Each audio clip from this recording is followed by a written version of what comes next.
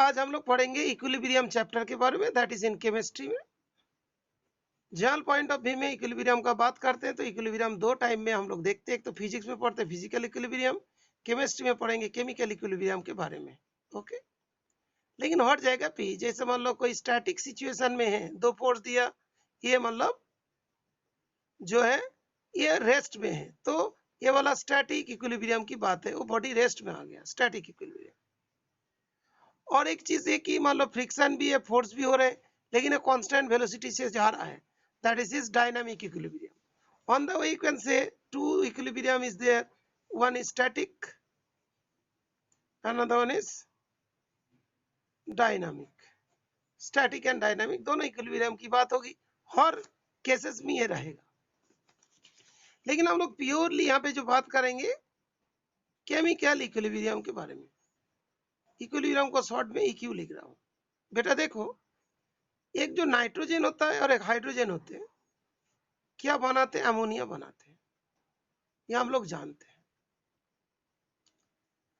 तो इसमें नाइट्रोजन का कॉन्सेंट्रेशन कम होगा, हाइड्रोजन का कॉन्सेंट्रेशन कम होगा, अमोनिया का कॉन्सेंट्रेशन बढ़ेगा। एक टाइम आएगा, जैसे मान लो कि इसमें हमने सपोज इसका 10 मोल लिया था, इसका 10 मोल लिया था, ठीक है, और इसका तो पहले तो 0 था।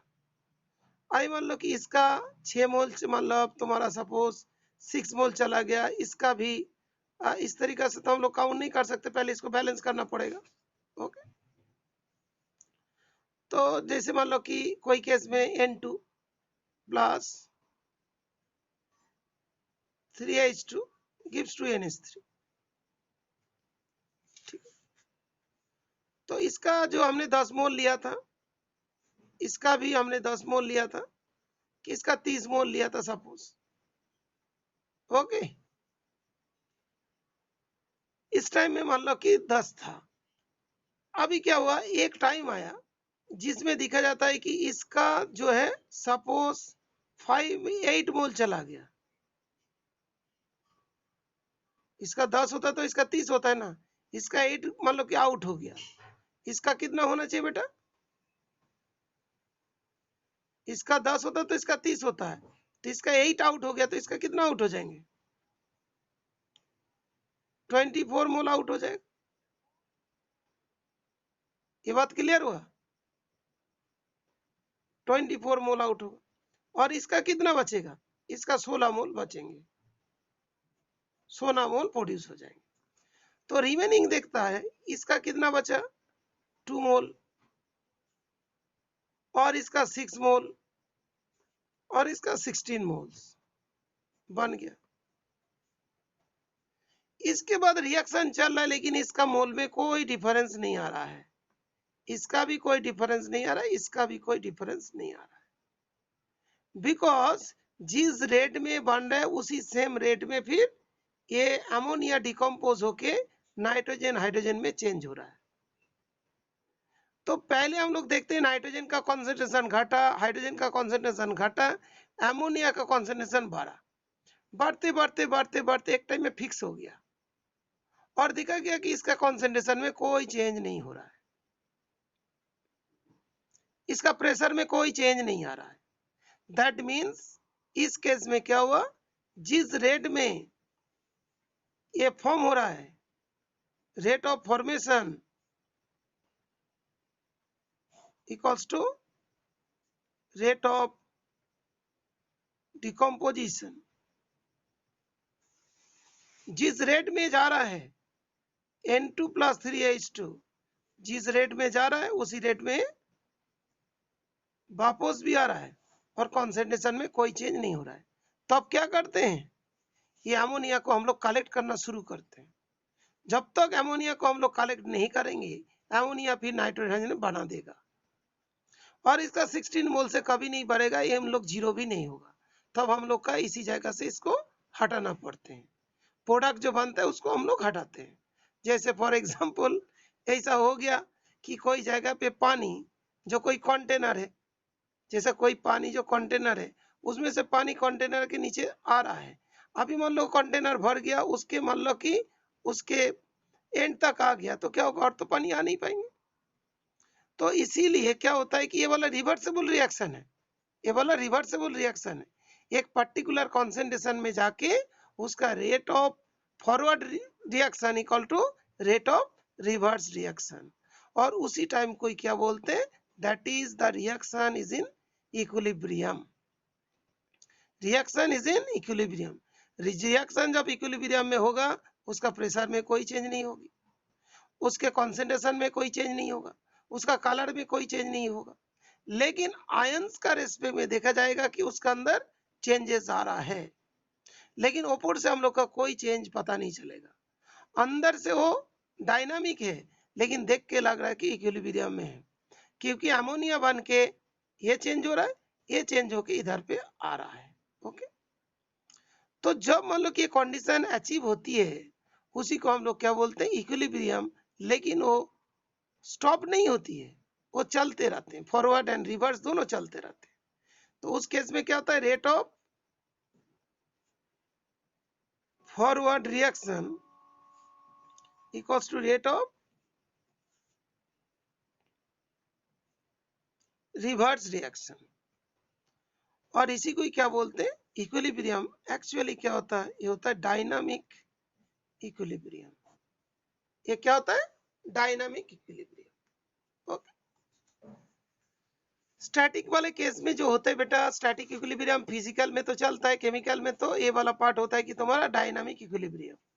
एक और एक एग्जांपल लेते हैं, जैसे यहाँ पे कोई वाटर रखे हैं,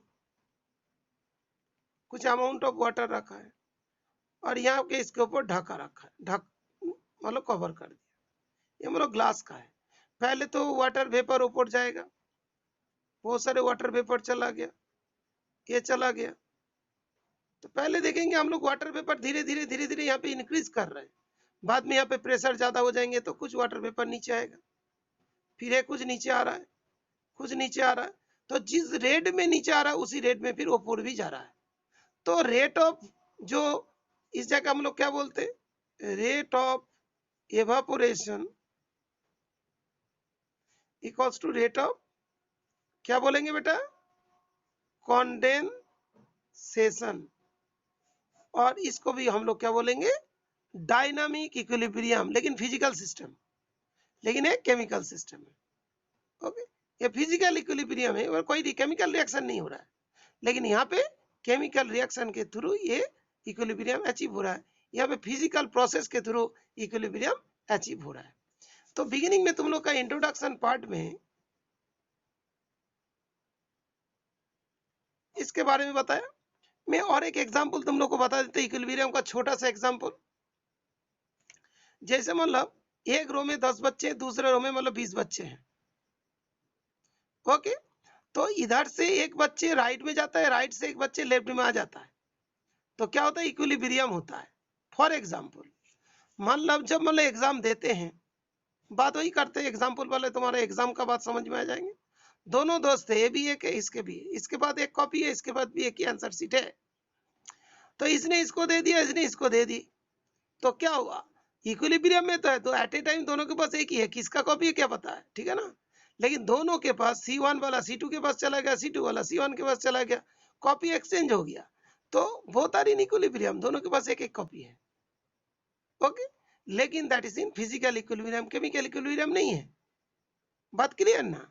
वो जो रेट ऑफ, जो मतलब जिस हिसाब से उसने मान लो कि पेपर दिया, इसने भी उसको ही वापस कर दिया, तो उसको हम लोग क्या बोलेंगे, इक्विलिब्रियम कहेंगे।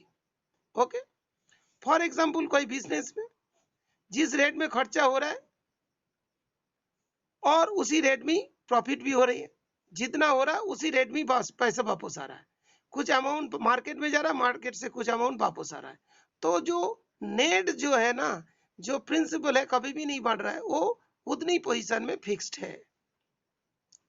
1000 रुपया मतलब 10,000 रुपया तो खर्चा हुआ, 10,000 रुपया फिर मान लो सैलरी से आ गया, तो क्या हुआ, उसके पास जो पहले 1 लाख था तो 1 लाख ही रहेंगे।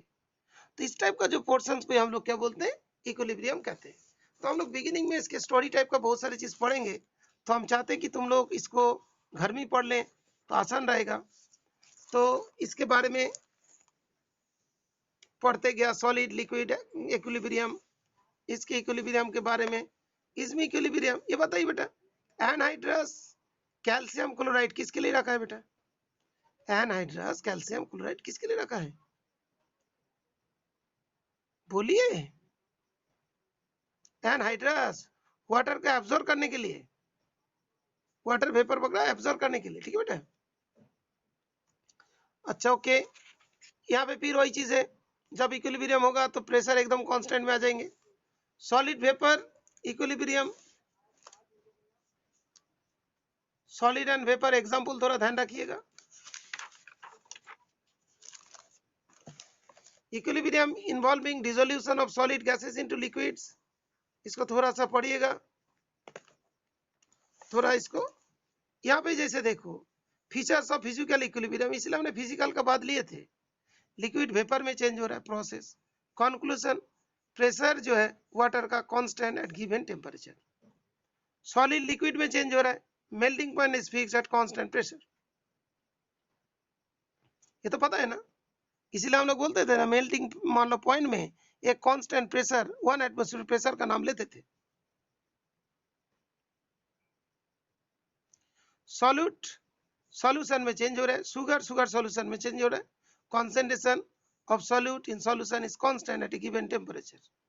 ओके, तो जब भी मान लो कि ये है तो हमें concentration of solute is constant eight A given temperature में है, दैट मींस उसमें इक्विलिब्रियम अचीव हो चुका है।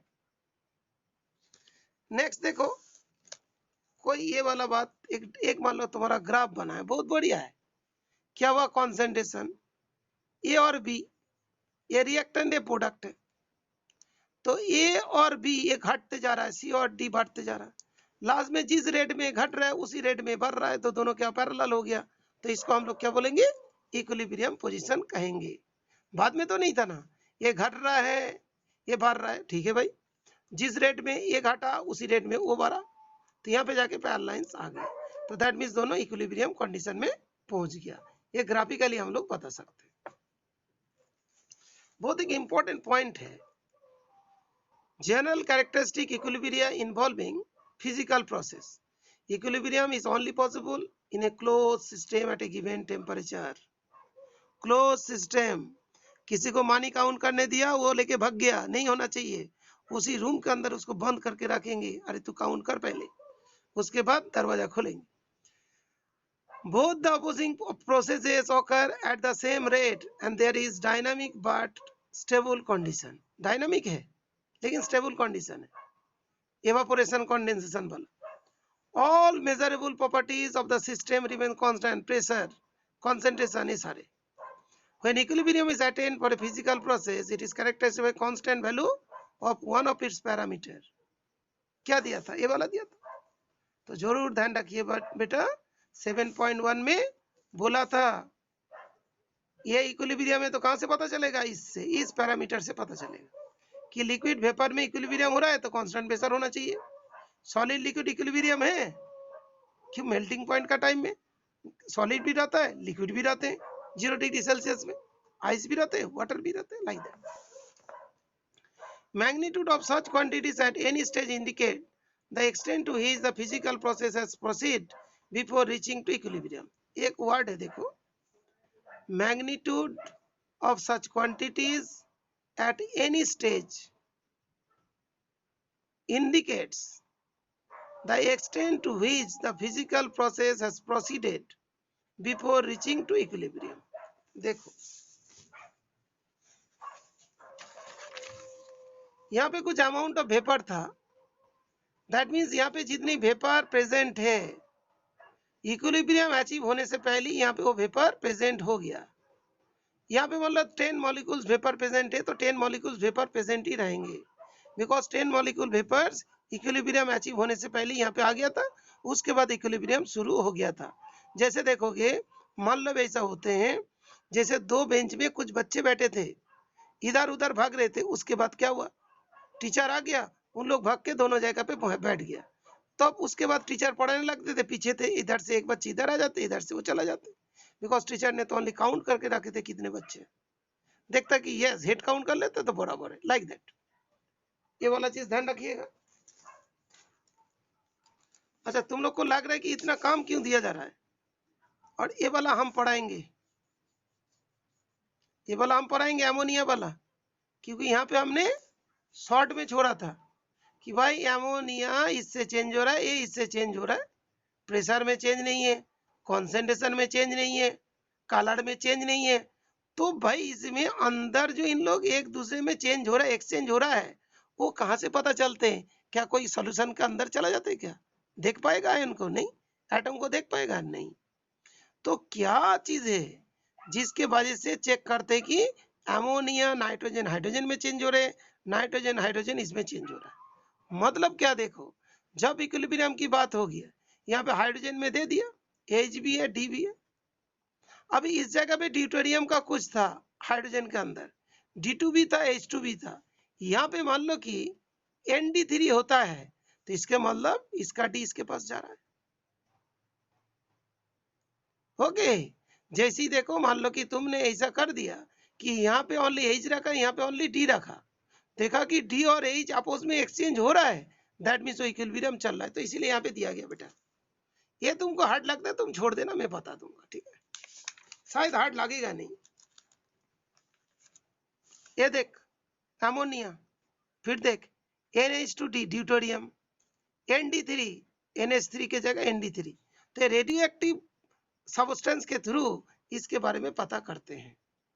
फिर हाइड्रोजन और आयोडीन का एक रिएक्शंस दिया है, और जो चैप्टर बेसिकली शुरू होती है यहाँ से, law of equilibrium, chemical that is equilibrium constant. यहाँ पे एक बहुत बड़ा सा ये दिया, देखो डेफिनेशन दिया, ये भी हमने नेक्स्ट क्लास में बताएंगे। ओके, चैप्टर एक्चुअली शुरू होगा यहाँ से, बाकी जगह पे पूरा इक्विलिब्रियम क्या है, कैसे पता करते हैं, क्या क्या चीजें कांस्टेंट है, उसके बारे में। तो टाइम हो गया, तुम लोग को भी अभी रिलीव करना है। ओके बेटा, गुड नाइट। नेक्स्ट क्लास कल तो मैथ और बायो है।